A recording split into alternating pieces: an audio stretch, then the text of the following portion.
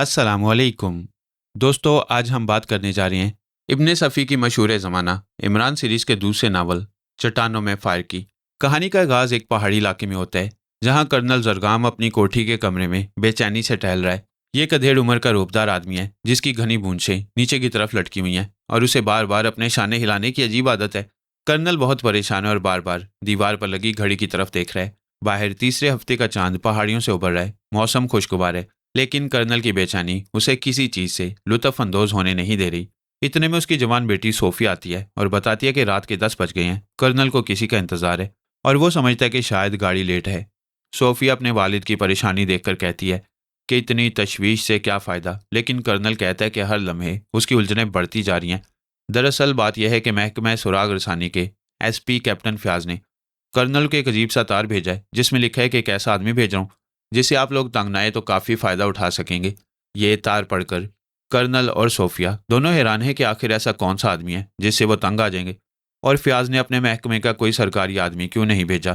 Colonel बताता है कि फयाज बहुत असूल पसंद है और चूंकि ये एक प्राइवेट मामला है, इसलिए उसने सरकारी आदमी भेजना मुनासिब नहीं समझा। उधर रेलवे स्टेशन पर कर्नल के दोनों भतीजे अनवर और आरिफ ट्रेन का इंतजार कर रहे हैं। ये दोनों जवान खूबसूरत और तालीम याफ्ता हैं। अनवर कर्नल साहब को वहमी और ज़ईफ़ुल एतकाद समझता है। आरिफ अलबत्ता कर्नल के साथ हमदर्दी रखता है। आखिरकार ट्रेन आती है और एक छोटे से पहाड़ी स्टेशन पर सिर्फ 3 आदमी उतरते हैं। 2 बूढ़े देहाती और एक जवान आदमी जिसने खाकी गाबरडीन का सूट पहना है, कंधे पर गुलाफ में बंदूक लटकी है और हाथ में सूटकेस है। यही वो आदमी है जिसे कैप्टन फयाज ने भेजा है, और ये कोई और नहीं बल्कि हमारा हीरो अली इमरान है। दोस्तों, इस चैनल का मकसद है कि आपके टाइम को बचाकर लंबी कहानी को मुख्तसर करके बयान किया जाए। मेरी हौसला अफजाई के लिए चैनल को सब्सक्राइब और वीडियो को लाइक ज़रूर करें, शुक्रिया।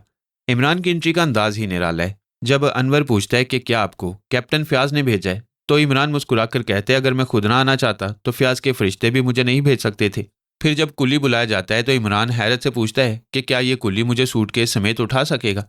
जब वो अपना नाम बताता है तो कहता है अली इमरान, MSc PhD, और हर बात में ऐसी मासूमियत से बेवकूफ़ों जैसी बातें करते हैं कि अनवर और आरिफ उसे पूरा अहमक समझ लेते हैं। कर्नल की कोठी पहुंचकर इमरान की कर्नल से मुलाकात और भी दिलचस्प होती है। कर्नल जब नाम पूछता है तो इमरान कहता है अपने मुंह से अपनी तारीफ क्या करूं। कर्नल का पारा चढ़ता रहता है। जब बंदूक का गुलाफ खोला जाता है तो अंदर से बच्चों की एयरगन निकलती है। इमरान संजीदगी से कहता है कि वो हाथ से मक्खियां नहीं मारता बल्कि एयरगन से मारता है, और 1 घंटे में 1.5 दर्जन मक्खियां मार लेता है। कर्नल गुस्से से आग बबूला हो जाता है और कहता है कि कल पहली गाड़ी से वापस जाओ। लेकिन सोफिया अपने वालिद को याद दिलाती है कि फयाज के तार का मतलब समझें। लेकिन रात के 1 बजे जब सब सो रहे हैं तो इमरान का असल चेहरा सामने आने लगता है। वो बिस्तर से उठता है और खामोशी से उस कमरे में जाता है जहां कर्नल का पूरा खानदान जाग रहा है और हर एक के सामने राइफल रखी हुई है। इमरान संजीदगी से कर्नल से सवाल करता है कि अगर कुछ नामालूम लोगों से खतरा है तो पुलिस को क्यों नहीं बताते। कर्नल कहता है पुलिस कुछ नहीं कर सकती। इमरान पूछता है कि क्या वाकई वो लोग नामालूम है, और जब कर्नल बताता है कि वो उन्हें जानता है तो इमरान कहता है कि फिर पुलिस को बताना चाहिए। कर्नल गुस्से से पूछता है क्या तुम मुझे अहमक समझते हो, तो इमरान बिल्कुल संजीदगी से कहता है जी हाँ, और खबरदार करता है कि दुश्मन किसी भी वक्त इस इमारत में दाखिल हो सकते हैं और आप लोग उनकी गोलियों का निशाना बन सकते हैं। जब इमरान कर्नल के कमरे में आता है और फिर इमरान कर्नल से कहता है कि अगर मुझसे कोई काम लेना चाहते हैं तो मुझे सारे हालात बताने होंगे, मैं यहाँ बॉडीगार्ड बनने नहीं आया। सोफिया भी अपने वालिद से कहती है कि डैडी बता दीजिए, ठीक ही तो है। लेकिन कर्नल पूछता है क्या तुम इस आदमी को काबिल एतमाद समझती हो, तो इमरान अपने मखसूस अंदाज में कहते हैं कि 60 साल की बूढ़ियां भी मुझ पर एतमाद करती हैं। सोफिया बौखलाकर उसे घूरने लगती है और अनवर आरिफ हंसने लगते हैं। कर्नल जब बताता है कि उसे कुछ नामालूम लोगों का एक निशान मिला है तो वो मेज़ की दराज से एक 3 इंच लंबा लकड़ी का बंदर निकाल कर दिखाता है। इमरान इसे उलट पलट कर देखता है और फिर एक ऐसा सवाल करता है जो कर्नल की रूह हिलाकर रख देता है। इमरान पूछता है कि क्या कभी आपका ताल्लुक मुनशियात की नाजायज़ तजारत से रहा है। कर्नल बेसाख्ता उछल पड़ता है और फौरन सबको कमरे से बाहर भेज देता है, यहाँ तक कि सोफिया को भी। अब कमरे में सिर्फ इमरान और कर्नल हैं। इमरान एक के बाद एक ऐसे इंकशाफात करता है जो कर्नल को हिला कर रख देते हैं। इमरान बताता है कि यह निशान लियूका का है। कर्नल की आंखें फटी की फटी रह जाती हैं, क्योंकि लियूका का नाम तो सिर्फ उसके गिरोह वाले जानते हैं। इमरान आगे बताता है कि लियूका एक 200 साल पुराना नाम है। उसके नाम से मनशियात की नाजायज़ तजारत होती है, लेकिन उसे आज तक किसी ने नहीं देखा। उसके एजेंट आए दिन गिरफ्तार होते रहते हैं, लेकिन कोई लियूका का पता नहीं बता सकता। इमरान मजीद बताता है कि लियूका का तरीक़ाकार क्या है। पहली धमकी बंदर की सूरत में आती है, दूसरी धमकी सांप की शक्ल में, और तीसरी और आखिरी धमकी मुर्ग की सूरत में। एक आखिरी धमकी के बाद भी मुतालबात पूरे ना किए जाएं तो उस शख्स का सफाया कर दिया जाता है। यह सुनकर कर्नल हैरान रह जाता है कि यह नौजवान इतना सब कुछ कैसे जानता है। कर्नल खौफजदा होकर पूछता है कि तुम कौन हो? तो इमरान अपने मखसूस अंदाज में जवाब देता है, Ali Imran, MSc PhD। Colonel को शक होने लगता है कि कहीं यह खुद लियूका का आदमी तो नहीं, लेकिन इमरान फ्याज का खत दिखाकर उसका शक दूर कर देता है। अब कर्नल इमरान पर एतमाद करते हुए असल कहानी सुनाता है। कर्नल बताता है कि दूसरी जंग अजीम के दौरान में वह हांगकांग में तैनात था। एक रात एक होटल में खाना खाते हुए एक दुबला पतला चीनी आकर उसके सामने बैठ गया, जो शदीद खौफजदा था और उसका पूरा जिस्म कांप रहा था। उससे चीनी ने जेब से एक बड़ा लिफाफा निकालकर मेज के नीचे से कर्नल के घुटनों पर रख दिया और बोला, मैं खतरे में हूँ, इसे B14 पहुंचा देना। और फिर तेजी से गायब हो गया। कर्नल ने B14 के बारे में पूरे हांगकांग में तलाश की, लेकिन कहीं इस नाम का कोई इदारा नहीं मिला। आखिर तंग आकर उसने लिफाफा खोल डाला तो उसमें तजारती किस्म के कागजात थे, जिनमें लियूका का नाम कई जगह आया था और मुनशियात की तजारत की नौयत साफ जाहिर हो रही थी। कई कागजात चीनी और जापानी जुबानों में थे जो कर्नल समझ ना सका।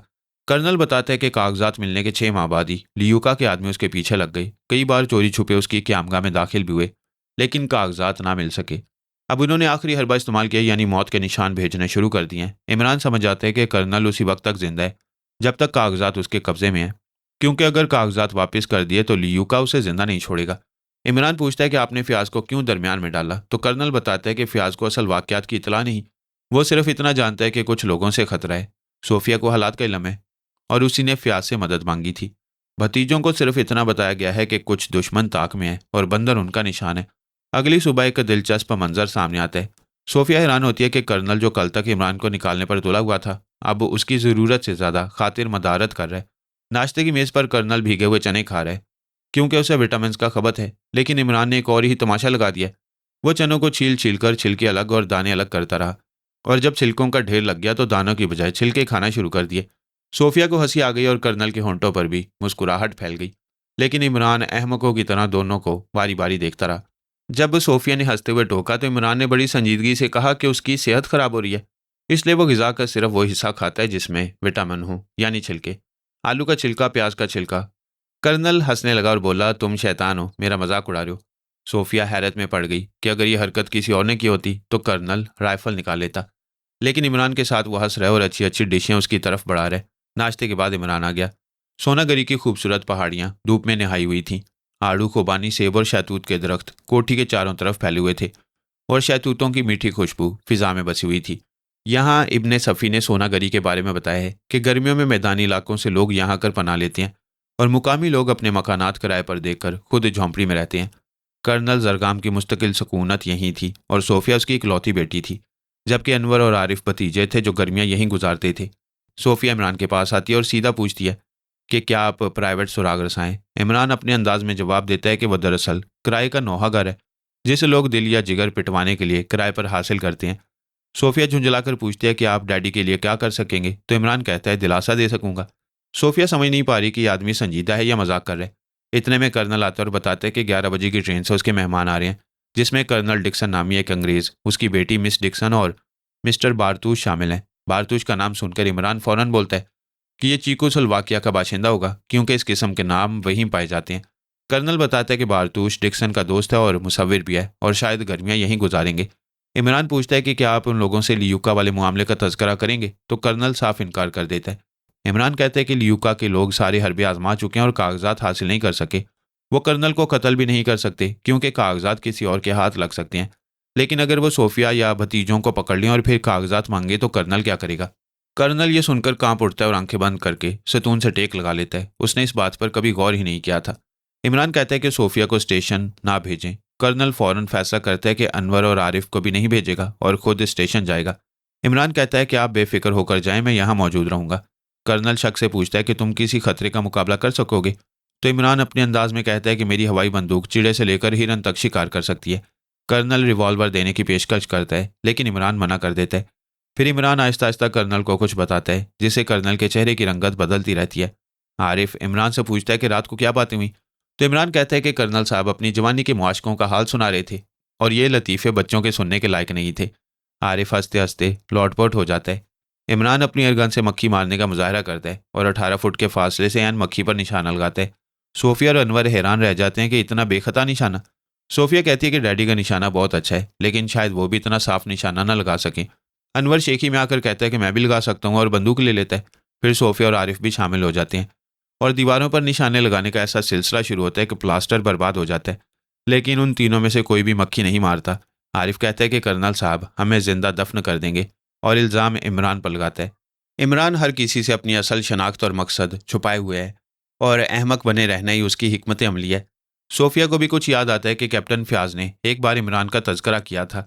अब उन सबको अंदाज़ा हो रहा है कि ये कोई मामूली आदमी नहीं, बल्कि एक इंतहाई ख़तरनाक और ज़हीन आदमी है जो अहमक बना हुआ है। अब मेहमान आ जाती हैं। 12 बजे के करीब कर्नल डिक्सन, उसकी बेटी मार्था और मिस्टर बारतूश कोठी में दाखिल होते हैं, लेकिन कर्नल जरगाम उनके साथ नहीं है। डिक्सन अधेड़ उम्र का दुबला पतला आदमी है, जिसकी नीली आंखें धुंधली हैं और मूंछों का रंग तंबाकू नोशी से भूरा हो गया है। उसकी बेटी मार्था नौजवान और खूबसूरत है, जिसके हंसते गालों में गढ़े पड़ते हैं। बारतूश अच्छे जिस्म का मालिक है। उसके चेहरे पर आर्टिस्टिक किस्म की दाढ़ी है और रंगत में फीकापन है, लेकिन आंखें बड़ी जानदार हैं। तारुफ के वक्त इमरान एक और तमाशा करता है। वो आगे बढ़कर कहता है कि मैं कर्नल जरगाम का सेक्रेटरी हूँ, नादान, मिस्टर नादान। और फिर बेतुके अंदाज से हंसने लगता है। डिक्सन लापरवाही से शाने सिकोड़कर दूसरी तरफ देखने लगता है। कर्नल जरगाम स्टेशन पर मेहमानों को नहीं मिला और वापस भी नहीं आया। सोफिया परेशान हो जाती है, लेकिन इमरान आंख दबाकर इशारा करता है कि फिक्र ना करो। तन्हाई में सोफिया जब पूछती है कि डैडी कहाँ हैं, तो इमरान पुरसुकून लहजे में कहता है कि वो कर्नल का जिम्मेदार है और उसने खुद कर्नल को एक महफूज मुकाम पर भिजवा दिया है। इमरान सोफिया को हदायत देता है कि कोठी से बाहर कदम ना निकालो और मेहमानों को मौजूदा हालात के बारे में कुछ ना बताओ। सोफिया बौखलाहट में अनवर और आरिफ को इमरान की हदायत बताना भूल जाती है। आरिफ मार्था से मुतासिर होकर अपनायत के जज्बे में डिक्सन को सारा राज बता देता है कि कर्नल 15 दिनों से परेशान थे, रात भर जागते थे, उन्हें किसी का खौफ था और वो इसे राज रखना चाहते थे।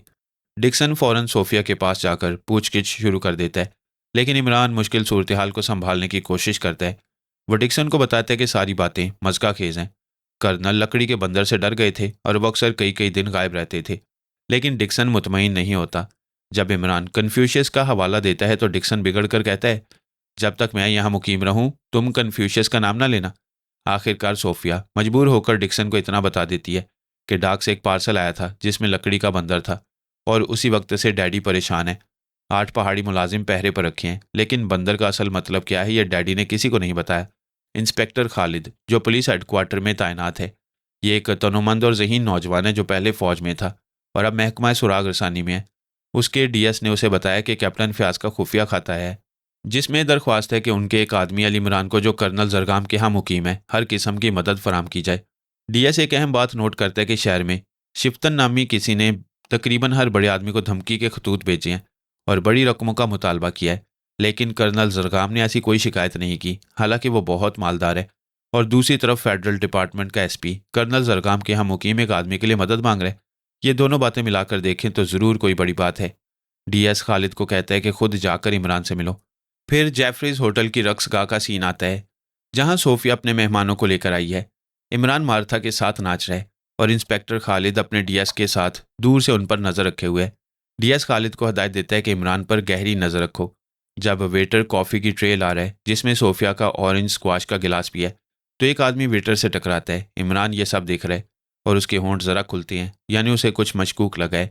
जैसे ही वेटर ट्रे मेज़ पर रखता है, इमरान जानबूझकर इस तरह मुड़ता है कि उसका हाथ ऑरेंज स्क्वाश के गिलास से लगता है और गिलास उलट जाता है। यह हादसा नहीं बल्कि इमरान की चाल है। उसने जानबूझकर सोफिया का मशरूब गिराया, क्योंकि शायद उसे शुबा हुआ कि टकराने वाले आदमी ने इसमें कुछ मिला दिया है। इमरान एक नया गिलास ला कर देता है, लेकिन सोफिया और मार्था के कपड़ों पर धब्बे पड़ जाते हैं, जिससे सब लोग इमरान से नाराज़ हो जाते हैं। सुनसान सड़क पर 3 पुलिस वाले गाड़ी रोकते हैं और कहते हैं कि इतला मिली है कि इस गाड़ी में बेहोश लड़की है। इमरान समझ जाता है कि यह सब कुछ मनसूबाबंदी है, यानी पहले सोफिया के मशरूब में कुछ मिलाया गया था ताकि वो बेहोश हो जाए और फिर रास्ते में उसे पुलिस के बहाने अगवा कर लिया जाए। लेकिन इमरान की होशियारी ने यह मंसूबा नाकाम कर दिया। इमरान अपने अंदाज में सब इंस्पेक्टर से मजाक करता है कि मैं बेहोश हूँ, तभी तो मर्दाना लिबास पहनती हूँ। सब हंसते हैं, लेकिन इमरान गहरी सोच में डूब जाता है। घर पहुंचकर सब तफरी में मसरूफ़ हो जाते हैं। अनवर और बारतूश बिलियर्ड खेल रहे हैं और सोफिया और मार्था लिबास बदलने गई हैं। थोड़ी देर बाद इमरान मार्था के कमरे के दरवाजे पर दस्तक देता और अपना तारुफ कराता है, इमरान दी ग्रेट फूल। लेकिन उसका मकसद बिल्कुल मुख्तलिफ है। वो मार्था से उसका स्कर्ट मांगता है जिस पर ऑरेंज स्क्वाश का धब्बा पड़ गया था, और कहता है कि धब्बा मुस्तकिल हो जाएगा अगर अभी साफ ना किया गया। मार्था स्कर्ट दे देती है, फिर इमरान सोफिया के कमरे में जाता है, जहाँ एक हाथ में मार्था का स्कर्ट है और दूसरे हाथ में दूध की बोतल। सोफिया को बोर करते हुए वो उसकी शलवार भी ले लेता है और दूध से धब्बे साफ करना शुरू कर देता है। यहाँ इमरान की हकीकी जहानत का एक और शानदार सबूत मिलता है। सोफिया की बड़े बालों वाली ईरानी बिल्ली बार बार दूध के प्याले पर झपट रही है और इमरान उसे हटाता जाता है, लेकिन जब काम हो जाता है तो बिल्ली दूध पर टूट पड़ती है और इमरान उसे नहीं रोकता। थोड़ी देर बाद बिल्ली एक तरफ लुढ़क जाती है और बेहोश हो जाती है। सोफिया चीखकर पूछती है कि बिल्ली को क्या हुआ, तो इमरान बताता है कि सिर्फ बेहोश हुई है और सुबह से पहले होश नहीं आएगा। अब इमरान सोफिया को पूरी हकीकत बताता है। होटल में जब वेटर ट्रे ला रहा था तो एक आदमी जानबूझकर वेटर से टकराया और सोफिया के ऑरेंज स्क्वाश में बेहोशी की दवा मिलाई गई थी। इमरान ने अपनी बाएं आंख से यह सब कुछ देखा और जानबूझकर गिलास उलट दिया। अगर सोफिया वो मशरूब पी लेती तो बेहोश हो जाती, और रास्ते में जो नकली पुलिस वाले गाड़ी रोककर बेहोश लड़की के बारे में पूछ रहे थे वो सोफिया को अगवा कर लेते। सोफिया को हकीकत समझ आ जाती है और वो खौफजदा हो जाती है। इमरान कहता है कि डरने की ज़रूरत नहीं, लेकिन उसे हर हाल में इमरान की पाबंद रहना होगा और इस वाक़े का तज़किरा किसी से नहीं करना, आरिफ और अनवर से भी नहीं। उधर पुलिस हेडक्वार्टर में इंस्पेक्टर खालिद अपने डीएस से मिलता है और बताता है कि कर्नल जरगाम का मामला बहुत उलझ गया है। कर्नल के नौकरों से पता चला है कि कर्नल कहीं बाहर नहीं गया बल्कि गायब हो गया है। वह मेहमानों के इस्तकबाल के लिए तनहा स्टेशन गया था और वापस नहीं आया। डीएस एक बहुत ज़हीन तज्जिया करता है। वो कहता है कि शिफ्तन नामी शख्स ने शहर के हर बड़े आदमी को धमकी दी है और सब ने पुलिस में रिपोर्ट की है, लेकिन कर्नल ने नहीं की। इसका मतलब है कि कर्नल शिफ्तन से वाकिफ़ है। जब खालिद कहते हैं कि शायद कर्नल खुद ही शिफ्तन हो तो डीएस उसे रद्द कर देता है, क्योंकि अगर कर्नल शिफ्तन होता तो इस तरह गायब ना होता। डीएस खालिद को हुक्म देता है कि कर्नल जरगाम को तलाश करो। इमरान के बारे में डीएस बताता है कि फ़याज़ ने उसे लिखा है कि इमरान एक अहमक आदमी है जो तफरीहन आया है और हमाकतों में मुसीबतें मोल लेता रहता है। लेकिन डीएस को फ़याज़ की इस कहानी पर यकीन नहीं आता। अब इमरान चालाकी से अपना कमरा आरिफ से बदल लेता है। इमरान का कमरा मार्था के कमरे के बराबर था और अब आरिफ वहाँ चला जाता है, जबकि इमरान अनवर के साथ उस कमरे में आ जाता है जो सोफिया के कमरे से मिला हुआ है और दरमियान में सिर्फ एक दरवाज़ा है। आरिफ खुशी से तैयार हो जाता है क्योंकि वो मार्था के करीब रहना चाहता है, लेकिन असल मकसद इमरान का सोफिया के करीब रहना है ताकि उसकी हिफाजत कर सके। अनवर रात को इमरान से कर्नल की गुमशुदगी के बारे में बात करता है और कहता है कि सुबह पुलिस में रिपोर्ट दर्ज कराएगा। इमरान पहले सोचता है, फिर कहता है ज़रूर रिपोर्ट कर दो, लेकिन शर्त लगाता है कि इसके बारे में कुछ ना कहना। वो सिर्फ कर्नल का प्राइवेट सेक्रेटरी है। अब एक दिलचस्प सीन आता है। इमरान बारतूश को ज़मीन पर झुका हुआ एक छोटे से खुदरो पौधे को सूंघते हुए देखता है। बारतूश कहता है कि इसे जड़ी बूटियों का शौक है और एक खास बूटी की तलाश उसे सोना गरी लाई है। वो बताता है कि इस बूटी के पौधे में सिर्फ 3 गोल पत्तियाँ होती हैं और ये कांटेदार झाड़ियों के करीब उगती हैं। जब इमरान पूछता है कि इस बूटी की खासियत क्या है तो बारतूश पहले हिचकिचाता है, फिर इमरान खुद बोल पड़ता है, क्या सोना बनता है इससे? बारतूश कहका लगाता है और कहता है, तुम समझ गए। यहाँ इमरान पहली बार बारतूश के चेहरे से संजीदगी रुखसत होते देखता है और उसकी आंखों में एक बच्चे जैसी चमक आ जाती है। वो दोनों बूटी की तलाश में नशेब की तरफ उतरने लगते हैं। बारतूश बताता है कि अनवर कर्नल जरगाम की गुमशुदगी की रिपोर्ट करने गए हैं। इमरान बेड़ा गर्क हो गया कहता हुआ पेशानी पर हाथ मारता है। बारतूश हैरान होकर पूछता है कि आखिर मसला क्या है। इमरान ज़मीन पर उकड़ों बैठकर सर पकड़ लेता है, जैसे कोई बेवा औरत जिसकी बीमे की पॉलिसी जब्त हो गई हो। वो गलूगीर आवाज़ में कहते कि रंग में भंग हो गया और अब कर्नल जरगाम की शादी हरगिज़ ना हो सकेगी। बारतूश हैरान होता है तो इमरान बताता है कि कर्नल अपनी लड़की से छुपाकर शादी कर रहा है। बारतूश सोचता है कि कर्नल काफ़ी मौमर होगा और बुढ़ापे की शादी बेलतीफ़ चीज़ है। फिर फ़खरिया कहता है कि उसने खुद आज तक शादी नहीं की। इमरान फ़ौरन मौजू बदलता है और कहता है कि वो तो किसी बूटी की तलाश में नीचे जा रहे थे। बारतूश हाँ कहता है और दोनों नशेब में उतरने लगती हैं। नीचे पहुंचकर वो बूटी तलाश करने लगते हैं। इमरान बड़े नामाक का इजहार करता है, गोया खुद ही बारतूश को इस काम के लिए लाया हो। वो कोठी से काफ़ी दूर निकल आते हैं और दरमियान में इतनी चट्टानें हायल हो जाती हैं कि कोठी नज़र नहीं आती। अचानक इमरान कहता है कि अभी तक एक खरगोश भी दिखाई नहीं दिया। बारतूश हैरत से कहता है, खरगोश? क्योंकि वो तो बूटी तलाश करने आए थे। इमरान कहता है, लाहौल विला कुव्वत, मैं अभी तक खरगोश तलाश करता रहा, और बुरा सा मुंह बना लेता है। लेकिन हकीकत में इमरान अपने गिरदो पेश से बेखबर नहीं है। उसने दाएं हाथ वाली चट्टान के पीछे से 3 सर उभरते देख लिए हैं। अचानक 5-6 नकाबपोश चट्टानों की ओर से निकलकर उन्हें घेर लेते हैं। उनमें से 2 के हाथ में रिवॉल्वर है। बारतूश बौखलाकर इमरान से पूछता है, ये क्या है? इमरान लापरवाही से कंधे उचकाता है। बारतूश गुस्से में नकाबपोशों की तरफ लपकता है, मगर एक आदमी उसकी पेशानी पर मुक्का मारता है और बारतूश बेहोश होकर गिर जाता है। नकाबपोश इमरान को बांधने का हुक्म देते हैं। इमरान हाथ उठाकर कहता है, 1 मिनट, और फिर बिल्कुल बेरब्त अंदाज में कहता है, मैं झूठ बोल रहा था, यहाँ खरगोश पाए जाते हैं। नकाबपोश हैरान होते हैं। फिर इमरान वक्त मांगता है कि डायरी लिखनी है। घड़ी देखता है और कहता है, मुझे अफसोस है, घड़ी बंद हो गई, आप लोग फिर कभी मिलना। 3 आदमी उस पर टूट पड़ते हैं मगर इमरान उछलकर पीछे हट जाता है और वो तीनों आपस में टकरा जाते हैं। एक संभल कर हमला करता है तो इमरान झुककर उसके सीने पर टक्कर मारता है और वो चारों शाने चित गिर जाता है। इमरान जेब से फाउंटेन पेन निकालकर बकिया 2 को धमकी देता है, खबरदार गोली मार दूंगा। एक नकाबपोश को हंसी आ जाती है और इमरान को हाथ उठाने पर मजबूर करता है। जब एक नकाबपोश रेशम की डोर से इमरान के हाथ बांधने लगता है तो इमरान फाउंटेन पेन उसके बाजू पर रख देता है। वो आदमी चीखकर पीछे हटता है, रिवॉल्वर वालों की तरफ भागता है। एक के हाथ से रिवॉल्वर छीनकर इमरान पर फायर कर देता है। इमरान जमीन पर गिरकर नशेब में लुढ़कने लगता है। नकाबपोशों का सरदार गुस्से में चीखता है, ये क्या किया तूने? और फायर करने वाले को धकेलकर चट्टान के किनारे से नीचे देखता है। उसे इमरान की टांगें नजर आती हैं, बाकी जिस्म पत्थर की ओट में है। वो तेजी से नीचे उतरकर जैसे इमरान की लाश पर झुकता है, लाश अचानक जिंदा हो जाती है और दोनों हाथों से उसकी गर्दन जकड़ लेती है। इमरान ने मुर्दा होने का ड्रामा किया था। ऊपर से धमकी आती है, छोड़ दो वरना गोली मार दूंगा। इमरान पकड़े हुए आदमी को ढाल बनाकर कहता है, गोली मारो, मगर शर्त यह है कि इसका सीना चीरती हुई मेरे कलेजे के पार हो जाए, वरना दोनों रिवॉल्वर फेंक दो, नहीं तो मैं इसे जन्नत रवाना कर दूंगा। ऊपर से खामोशी छा जाती है। अचानक सामने वाली चट्टानों से कोई और फायरिंग शुरू कर देता है। नकाबपोश बौखलाकर इस नए हमलावर का मुकाबला करने लगते हैं। इमरान बेहोश आदमी को छोड़कर एक पत्थर की ओट में हो जाता है जो दोनों तरफ की फायरिंग से महफूज है। उसके हाथ में फाउंटेन पेन अभी भी है जिसमें निब की बजाय एक छोटा सा चाकू लगा हुआ है। काफ़ी देर तक गोलियां चलती रहती हैं, फिर फायरिंग बंद हो जाती है। नकाबपोश गायब हो चुके हैं और बेहोश नकाबपोश भी गायब है। इमरान के पीछे कदमों की आहट होती है मगर आने वाला इंस्पेक्टर खालिद है जो इमरान की तलाश में कोठी से यहाँ आया था और मजबूरन फायरिंग में हिस्सा लेना पड़ा। ऊपर चढ़ने पर सिर्फ बेहोश बारतूस और खाली कारतूस मिलते हैं। खालिद इमरान पर दबाव डालता है कि वो नकाबपोशों को जानता है मगर इमरान टाल देता है। वापसी पर कोठी के करीब इमरान को एक मीठी बू महसूस होती है। वो पहचान लेता है ये सिम्थैलिक गैस है जो जहन को वक्ती तौर पर मुअत्तल कर देती है। कर्नल डिक्सन तड़पता हुआ अकबी दरवाजे से बाहर निकलता है। इमरान खालिद से कहता है, वक्त नहीं है, अंदर वालों की जानें खतरे में है। वो सांस रोककर अंदर जाता है और एक एक करके बेहोश आरिफ, अनवर, मार्था और बाकी सबको बाहर निकालता है। खालिद भी मदद करता है मगर गैस से उसका दम घुटने लगता है। तकरीबन 2 घंटे लगते हैं सबको होश में लाने में मगर किसी को याद नहीं कि क्या हुआ था। सबसे अहम बात, सोफिया कहीं नहीं मिलती। इमरान पूरी कोठी का चक्कर लगा डालते हैं मगर वो गायब है। खालिद गुस्से में पूछता है, कर्नल की साहबजादी कहाँ गायब हो गई? इमरान संजीदगी से जवाब देता है, उसे शिफ्तन ले गया है। खालिद झुंझला जाता है कि पहले शिफ्तन के बारे में लाइलमी जाहिर की थी और अब नाम ले रहा है। इमरान अपने मखसूस तंजिया अंदाज में कहता है, तो फिर क्या शहनशाह बाउडाई का नाम लेता? और फिर खालिद से कहता है, यार तुम सरकारी आदमी हो, बयानात नोट करो। मुझ पर चंद पर्दा नशीन खवातीन ने हमला किया था, ये लिखो। सोफिया की गुमशुदगी और शिफ्तन के नाम के इंकशाफ के साथ कहानी एक खतरनाक मोड़ पर आ जाती है। इंस्पेक्टर खालिद इमरान को अपने साथ ऑफिस ले जाने पर मुसर है और धमकी देता है कि सख्त इक़दाम करेगा। इमरान तंजिया अंदाज में जवाब देता है, क्या कर लेंगे जनाब? क्या इस कोठी के किसी फ़र्द ने आपसे मदद तलब की है? आप हमारे मामलात में मुदाखलत करने वाले होते ही कौन हैं? बाकी सब लोग सोफ़ों पर बेहाल पड़े हैं। गैस के असर से उनमें इतनी सख्त नहीं कि ज़ुबान हिला सकें। बारतूश मुदाखलत करता है और अंग्रेज़ी में पूछता है कि लड़की के लिए क्या किया जा रहा है। इमरान संजीदा होता और कहता है कि फ़िलहाल सोफिया को ढूंढना सबसे अहम है। खालिद खामोश हो जाता है। इमरान बरामदे में आकर खुद रो गुलाब की झाड़ियों के पास रुकता है जहाँ उसे एक औरत का सैंडल नजर आता है। ये सोफिया का है। उसके करीब सुर्ख चिकनी नम मिट्टी का एक टुकड़ा पड़ा है। इमरान खालिद से पूछता है कि सोनागरी में कोई ऐसा इलाका है जहाँ सुरख मिट्टी मिलती हो?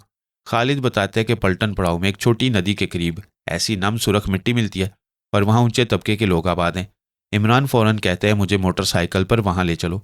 फिर अंदर जाकर अनवर को हदायत देता है कि पुलिस को फ़ोन पर इतला दे दे और खुद सूटकेस से कुछ खुफिया सामान जेबों में ठूंसकर बाहर निकल आता है। आसमान पर सफ़ेद बादल तैर रहे हैं और मौसम खुशगवार है। खालिद की मोटरसाइकिल पलटन पड़ाव की तरफ जा रही है। इमरान कैरियर पर बैठा गहरी सोच में है। उसके चेहरे से मामूल की हमाकत अंगेज सादगी गायब हो चुकी है। पलटन पड़ाव के करीब पहुंचते पहुंचते बारिश शुरू हो जाती है। इमरान खालिद से पूछता है कि वहाँ कोई ऐसा होटल है जहाँ निचले तबके के लोग बैठते हों। खालिद मोटरसाइकिल एक पतली सड़क पर मोड़ता है मगर अचानक इमरान रुकने को कहता है। ये एक खूबसूरत पुरफिजा जगह है जहाँ सड़क के दोनों तरफ फूलों के बागात हैं। खालिद की नज़र दाएं तरफ के बाग में एक लड़की पर पड़ती है जो रुमाल हिलाकर उसे बुला रही है। खालिद की शनास है। खालिद मोटरसाइकिल से उतरने लगता है। इमरान मुस्कुराकर कहता है, बहुत अच्छा, तुम जा सकते हो। क्योंकि बाएं तरफ के बाग में इमरान को वो चेहरे नजर आ चुके हैं जिन्होंने उस रात सोफिया के ऑरेंज स्क्वाश में नशावर दवा मिलाई थी। उसमें से एक वही है जिसकी टक्कर होटल के वेटर से हुई थी। वो 4 आदमी हैं और उनके साथ कोई औरत नहीं। इमरान बाग के रखवाले से खोबानी और सेबों की पैदावार के बारे में मामूली गुफ्तगू शुरू कर देता है ताकि मुश्तबा अफराद को नज़र में रख सके। इसके बाद मंजर बदलता है और सोफिया की आंख खुलती है। वो एक आला पैमाने पर आरास्ता कमरे में आरामदेह बिस्तर पर पड़ी है, मगर उसके जिस्म में जान नहीं है। दोबारा गुनूदगी तारी होती है और फिर जब दोबारा आंख खुलती है तो दीवार पर घड़ी 8 बजा रही है और टेबल लैंप रोशन है। इस बार वो उठ बैठती है मगर शदीद चक्कर आता है और मेज़ का कोना पकड़ना पड़ता है। एक आदमी अदब से आकर बताता है कि कर्नल साहब याद फरमा रहे हैं। सोफिया डैडी कहती है और नकाहत के बावजूद तेज़ी से चलती है। कई राहदारियों से गुजर कर वो एक बड़े कमरे में पहुंचती है और वहां का मंजर देखकर नीम जान हो जाती है। कर्नल जरगाम कुर्सी से बंधा हुआ है और 4 आदमी कहर आलूद निगाहों से उसे घूर रहे हैं। एक भारी जबड़ों वाला आदमी धमकी देता है, कर्नल, तुम लियूका से टकराने की कोशिश कर रहे हो। अगर कागजात वापस ना किए तो तुम्हारी आंखों के सामने इस लड़की की एक एक बोटी काट दी जाएगी। कर्नल बेसाख्ता चीख पड़ता है, नहीं, और उसके चेहरे पर पसीने की बूंदें फूट आती हैं। सोफिया कांपती रहती है और फिर बेहोश हो जाती है। भारी जबड़े वाला कर्नल से कहता है कि लियूका की कुव्वत ने तुम्हें ऐसी जगह से निकाला जहां फरिश्ते भी पर नहीं मार सकते थे और दिन दिहाड़े तुम्हारी लड़की उठा लाए। कर्नल दबने से इनकार करता है और गुर्रा कर कहता है, उड़ा दो इसकी बोटियां, तुम्हें कागजात का साया तक नहीं मिलेगा। भारी जबड़े वाला हुक्म देता है, इस लड़की के पैर का अंगूठा काट दो। एक आदमी चमकदार कुल्हाड़ी उठाकर बेहोश सोफिया की तरफ बढ़ता है। अचानक एक गरजदार आवाज सुनाई देती है, ठहरो, लियूका आ गया। साथ ही जोरदार धमाका होता है। दीवार पर आंखें खीरा कर देने वाली चमक दिखाई देती है और पूरा कमरा सफेद घने धुएं से भर जाता है। फर्श उलटने लगता है। कर्नल की कुर्सी भी उलट जाती है, मगर वो सर फर्श से नहीं लगने देता। इसी घुमसान में कोई कर्नल का हाथ पकड़कर उसे बाहर खींचता है और कंधे पर सोफिया को लाते हुए तेजी से नशेब में उतरता है। कर्नल पूछता है, तुम कौन हो? जवाब मिलता है, Ali Imran, MSc PhD। Colonel हैरान रह जाते हैं। वो चट्टानों में एक महफूज जगह पर पहुंचते हैं। इमरान सोफिया को पत्थर पर लिटाता है और कहता है, जरा एक च्युइंगम खाऊंगा। कर्नल घबराकर कहता है कि इमारत यहां से दूर नहीं। इमरान बताता है कि उसने धुएं का बॉम्ब इस्तेमाल किया था जिसे वह टूथपेस्ट का ट्यूब समझे बैठा था और इमारत से बाहर निकलने के सारे रास्ते बंद कर दिए ताकि दुश्मन फंसा रहे। कर्नल जोश से कहता है, इमरान, खुदा की कसम तुम हीरो। इमरान जवाब देता है, ऐसा ना कहिए वरना कस्टम वाले ड्यूटी वसूल कर लेंगे। कर्नल बताता है कि वह एक कार में छुपा था मगर दुश्मनों ने गैस डालकर उसे चूहे की तरह बाहर निकाल लिया। इतने में इमरान को दूर से आवाज़ सुनाई देती है और वो कहता है, उठिए, गाड़ियां आ गई हैं। कर्नल सोफिया को गोद में उठाकर इमरान के पीछे नशेब में उतरने लगता है।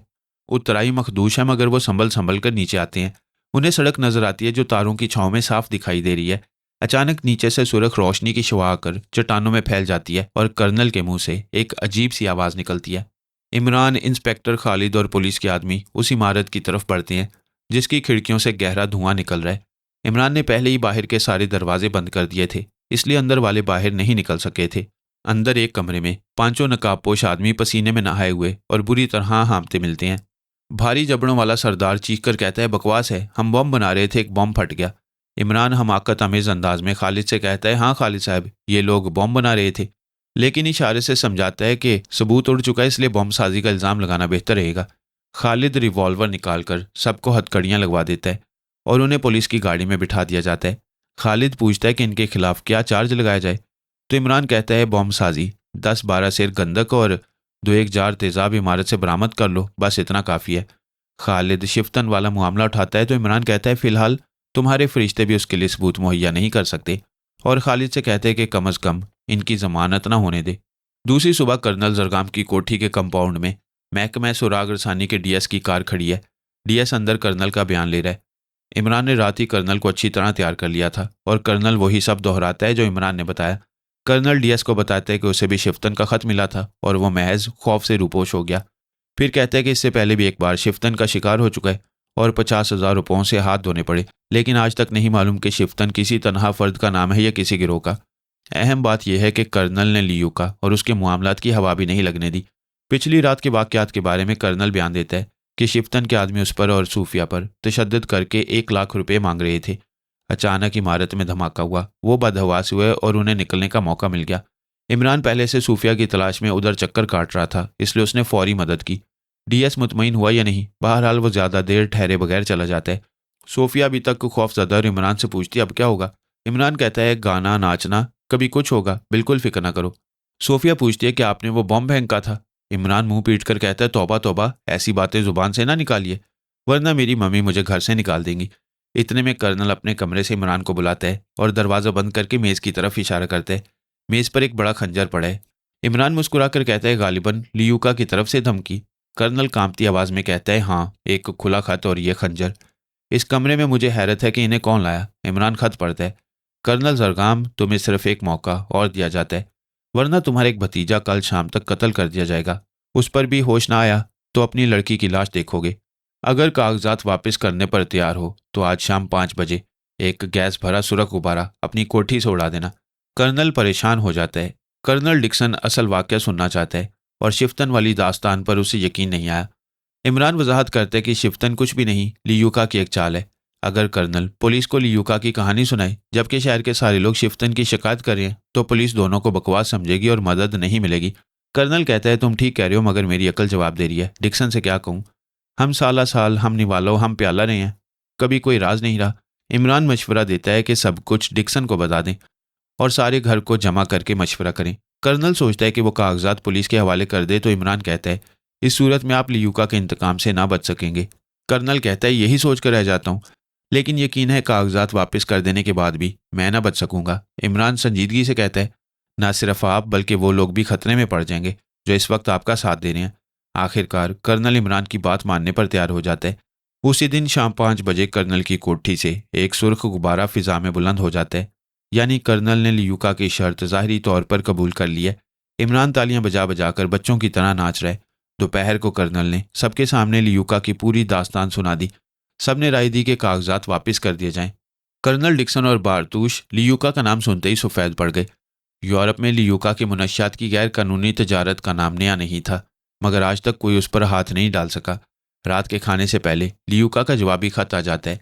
आरिफ को दरवाजे की चौखट में एक खंजर पैवस्त मिलता है, जिसकी नोक कागज़ के टुकड़े को छेदती हुई लकड़ी में घुसी हुई है। खत में कर्नल को ताकीद है कि दूसरे दिन ठीक 9 बजे कागजात देवगढ़ी की मशहूर स्याह चट्टान के किसी रखने में रख दे। साथ जितने आदमी चाहे ला सकता है, अलबत्ता धोखे की सूरत में मुआफ़ी नहीं मिलेगी। खाने की मेज़ पर गर्मा गर्म बहस छिड़ती है। मार्था पूछती है, क्या लियूका भूत है? खत यहाँ कैसे आते हैं? इमरान तंज करता है, यकीनन वो किसी अफ्यूनी की रूह है जिसने आलम अरवाह में भी मनशियात की तजारत शुरू कर दिया है। बारतूश कहता है कि उसके जहन में एक तजवीज़ है, मगर बच्चों के सामने बताना मुनासिब नहीं। खाने के बाद सोफिया, मार्था, अनवर और आरिफ उठ जाते हैं। बारतूश संजीदगी से अपनी तजवीज़ पेश करता है। मैं एक आर्टिस्ट हूँ, लेकिन लियूका का नाम बहुत सुना है। मुझे मालूम है वो ऐसी मुहिमों में खुद भी हिस्सा लेता है। अगर रवायात सच्ची हैं तो लियूका इस वक्त सोनागरी में ही मौजूद होना चाहिए। अगर हम उसे पकड़ सकें तो ये इंसानियत की बहुत बड़ी खिदमत होगी। कर्नल हकारत से हंसता है, आप लियूका को पकड़ेंगे जिसकी तहरीरें मेरी मेज़ पर आती हैं, जो जब चाहे हम सबको मौत के घाट उतार सकते हैं। बारतूश मेज़ पर घूंसा मारकर कहता है, नहीं, आप समझते हैं लियूका फूकुल फितरत है? नहीं, मेरा दावा है कि इस घर का कोई फ़र्द लियूका से मिला हुआ है और इसके अलावा और कोई बात नहीं। कमरे में सन्नाटा छा जाता है। कर्नल सांस रोके बारतूश की तरफ देखता है। कर्नल जरगाम पूछता है, वो कौन हो सकता है? बारतूश लापरवाही से कहता है कि जब वास्ता लियूका से हो तो किसी पर एतमाद नहीं करना चाहिए। इमरान कर्नल को टोकता है कि आपको बारतूश से पहले ही मशवरा करना चाहिए था, क्योंकि लियूका के बारे में उसकी मालूमात बहुत वसी हैं। बारतूश बताता है कि उसकी ज़िंदगी एक ज़माने में इंतहाई निचले तबके में गुजरी है, जहाँ चोर, बदमाश और नाजायज़ तजारत करने वाले आम थे, और वहीं उसे लियूका के बारे में बहुत कुछ सुनने का इत्तफाक हुआ। फिर वो एक अहम इंकशाफ करता है, लियूका कागजात अपने आदमियों से नहीं बल्कि खुद हासिल करेगा, और उसका कोई आदमी नहीं जानता कि वो कौन है। इमरान पूछता है कि जब कर्नल चीनी और जापानी ज़ुबानों से वाकिफ़ नहीं तो इतने वसूख से कैसे कह सकता है कि कागजात में लियूका की शख्सियत पर रोशनी डालने वाली कोई चीज़ नहीं? बारतूश कागजात देखना चाहता है, मगर कर्नल साफ इनकार कर देता है। बारतूश पुरजोश होकर कहता है कि कागजात पुलिस को दे दें, मगर कर्नल तल्ख लहजे में जवाब देता है कि अगर पुलिस की मदद लेनी होती तो कभी का ले चुका होता। वो महज इसलिए जिंदा है कि कागजात अभी तक उसके कब्जे में है। बारतूश अपनी असल तजवीज़ पेश करता है। लियूका की बताई हुई जगह पर खुद आएगा। अगर वहाँ पहले से लोग छुपा दिए जाएं तो उसे पकड़ा जा सकता है। इमरान कहता है, तजवीज़ तो माकूल है, मगर बिल्ली के गले में घंटी कौन बांधेगा? क्योंकि कर्नल पुलिस को शामिल नहीं करना चाहता। बारतूश कहता है, मुझे वो जगह दिखाओ, फिर बताता हूँ। आखिरकार तय पाता है कि उसी रात देवगढ़ी की स्याह चट्टान का जायजा लिया जाए। तारीख रात में कर्नल जरगाम, कर्नल डिक्सन, बारतूश और इमरान हाथों में छोटी टॉर्चें लिए दुश्वार गुजार रास्तों से देवगढ़ी पहुंचते हैं। स्याह चट्टान बहुत बड़ी है, दूर से किसी अजदहे के फैले हुए मुंह जैसी नजर आती है। बारतूश आधे घंटे जायजा लेकर कहता है, बहुत आसान है, इन गारों में हजारों आदमी छुप सकते हैं। मगर कर्नल पुलिस लाने से फिर इनकार कर देता है। यकायक इमरान कहका लगाकर कहता है, तुम सब पागल हो गए, मैं तुम सबको गधा समझता हूँ, और अंधेरे में छलांग लगाकर गायब हो जाता है। उसके कहके की गूंज आहिस्ता आहिस्ता दूर होती जाती है। डिक्सन पूछता है क्या ये सचमुच पागल है या खुद ही लियूका है। दूसरी सुबह कर्नल तन्हा लियूका के कागजात का पैकेट लेकर देवगढ़ी जाता है। इमरान रात से गायब है। 10 बजे कर्नल वापस आता है, सुकून से बताता है कि वहाँ खामोशी थी और पैकेट महफूज जगह रखा है। अभी वो मजीद कुछ कहने ही वाला होता है कि इमरान कहका लगाते हुए कमरे में दाखिल होता है, कंधे से एयरगन लटकाए हुए। वो जेब से ब्राउन रंग का वही पैकेट निकाल कर दिखाता है और कहता है, यही पैकेट रखा था ना आपने। फिर पैकेट फाड़कर कागजात फर्श पर बखेरता है। सब सादे कागज हैं। इमरान गरज कर कहता है, इसलिए कि मैं ही लियूका हूँ। कर्नल हकला जाता है, सब मुंह खोले घूर रहे हैं। सोफिया खौफजदा होकर चीखती है, नहीं। मगर इमरान अचानक एयरगन बारतूश की तरफ तान कर कहता है, मिस्टर बारतूश, पिछली रात तुम मुझे पकड़ने की स्कीमें बता रहे थे, तो मैं सबसे पहले ख़त्म कर दूंगा। बारतूश गुस्से में कहता है, ये बदतमीजी है, और होटल जाने की धमकी देता है। कर्नल डिक्सन से कहता है, इस बेहुदा सेक्रेटरी से मुआफ़ी मंगवाओ। इमरान नरम लहजे में मुआफ़ी मांगता है, मगर साथ ही कहता है, लेकिन तुम असली कागजात का पेट हजम नहीं कर सकोगे, बेहतर है मेरे हवाले कर दो। बारतूश का हाथ तेज़ी से जेब की तरफ जाता है, मगर उसी लम्हे इमरान की एयरगन चलती है। बारतूश चीख मारकर पीछे हटता है। बाजू से खून का फवारा निकल रहा है। वह इमरान पर छलांग लगाता है, मगर इमरान फुर्ती से हट जाता है और बारतूश दीवार से टकराता है। इमरान उसके कूल्हे पर एयरगन का कुंदा मारते हुए कहता है, कन्फ्यूशियस ने कहा था। बारतूश दरवाजे की तरफ भागता है, मगर ठीक उसी वक्त इंस्पेक्टर खालिद दाखिल होकर उसकी कमर पकड़ लेता है। बारतूश का झटका इतना ज़बरदस्त होता है कि खालिद उछल कर गिरता है। इमरान एयरगन का कुंदा बारतूश के सर पर मारता है। कन्फ्यूशियस इसके अलावा और क्या कहता। बारतूश चकरा कर गिर पड़ता है। इमरान उसे गिरबान से पकड़कर सबकी तरफ मोड़ता है। ज़रा लियूका की शक्ल देखना, वो लियूका जिसने 200 साल से दुनिया को चक्कर में डाल रखा है। खालिद बारतूश की तलाशी लेता है और वाकई ब्राउन रंग का सीलशुदा असली पैकेट उसके पास से बरामद होता है। इमरान वजाहत करता है कि पिछली रात बारतूश ने खुद कहा था लियूका कागजात खुद हासिल करेगा, और इसने हासिल कर लिए। कर्नल के सामने ही बारतूश ने कागजात का पैकेट बदल कर सादे कागज रख दिए थे। इमरान बताता है कि उसे बारतूश पर उसी दिन शुबा हो गया था जब वो जड़ी बूटी के बहाने चट्टानों में ले गया और वापसी पर सूफिया गायब थी। डिक्सन शर्मिंदगी से बताता है कि बारतूश 3 साल कबल लंदन में उसका दोस्त बना था। इमरान खालिद से कहता है, ले जाओ इसे, तुमने आज एक बहुत बड़े मुजरिम को गिरफ्तार किया है जो 200 साल से दुनिया को उंगलियों पर नचाता रहा। लेकिन अली इमरान MSc PhD का नाम कहीं नहीं आना चाहिए। इमरान सबको बताता है कि लियूका दरअसल सिर्फ एक नाम है जिसे नस्ल दर नस्ल मुख्तलिफ अफराद इख्तियार करते हैं। हर लियूका अपने गिरोह से किसी मौजूद शख्स को वारिस चुनकर दुनिया से रुखसत होता है और नया लियूका उसी नक्शे कदम पर चलता है। चूंकि इमरान ने बारतूश को नए वारिस का इंतखाब नहीं करने दिया, इसलिए लियूका का सिलसिला टूट गया। कर्नल डिक्सन को गिरोह के इंतकाम का खदशा है, मगर इमरान यकीन दिलाता है कि लियूका की दहशत ही गिरोह को जोड़े रखती थी और अब हर फर्द कम अज़ कम करोड़पति होकर आज़ाद हो जाएगा। कोई लियूका के नाम पर उंगली नहीं उठाएगा। सोफिया पूछती है कि कामयाबी का सेहरा खालिद को क्यों दिया। इमरान ठंडी सांस लेकर कहता है, ये एक लंबी दास्तान है। मैं नहीं चाहता मेरा नाम मशहूर हो, और अपनी मम्मी के सख्त मिजाज का मज़ाहिया हवाला देता है। कर्नल पूछता है कि एयरगन से बारतूश का बाजू कैसे टूटा, तो इमरान मगमूम लहजे में कहता है, मैं इस कमबख्त से आजिज़ आ गया हूँ। इसमें से कभी कभी .22 बोर की गोलियां निकल पड़ती हैं। 3 दिन बाद अखबारात में इंस्पेक्टर खालिद की रिपोर्ट शाया होती है, जिसमें कर्नल तक कागजात पहुँचने से लेकर गिरफ्तारी तक के वाक़यात बयान होते हैं। ये रिपोर्ट दरअसल इमरान ने खुद तैयार की थी, मगर उसका नाम कहीं नहीं था। रिपोर्ट में बताया गया कि कागजात में एक चीनी सुरागरसां की रिपोर्ट शामिल थी, जिसके मुताबिक मौजूदा लियूका जापानी नहीं बल्कि चीकोस्लोवाकिया का बाशिंदा था, यानी बारतूश। लियूका उर्फ बारतूश ने होश में आने के बाद इकरार जुर्म कर लिया और यह भी तस्दीक की कि अब कोई दूसरा लियूका ना होगा, मगर सर की चोट जानलेवा साबित हुई और वह मजीद कुछ बताने से पहले ही मर गया।